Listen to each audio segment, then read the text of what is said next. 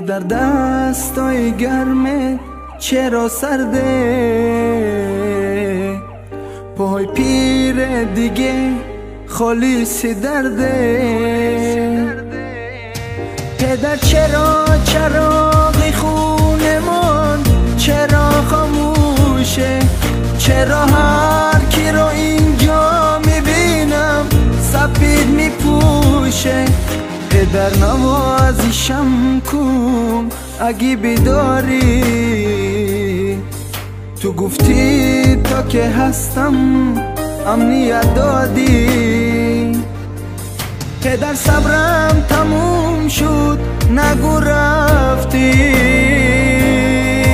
ببین تا آخر سفر مرا تنها گذاشتی. پدر جانم، پدر عمرم، پدر تالاری خونه.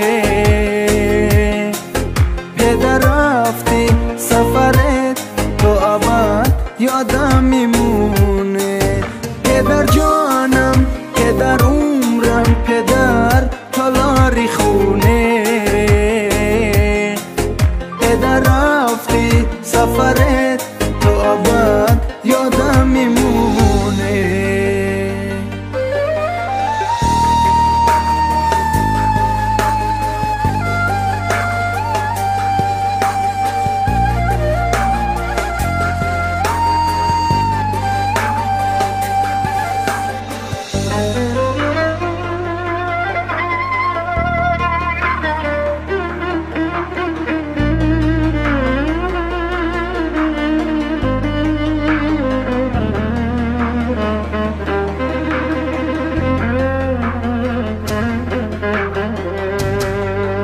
پدر صدام بزن صدا تو میخوام، پدر نفس بکش هوا تو میخوام. هنوز چشمای من باور نداره که باور دارد امشب برمیگردی. پدر جانم، پدر عمرم، پدر تالاری خونه.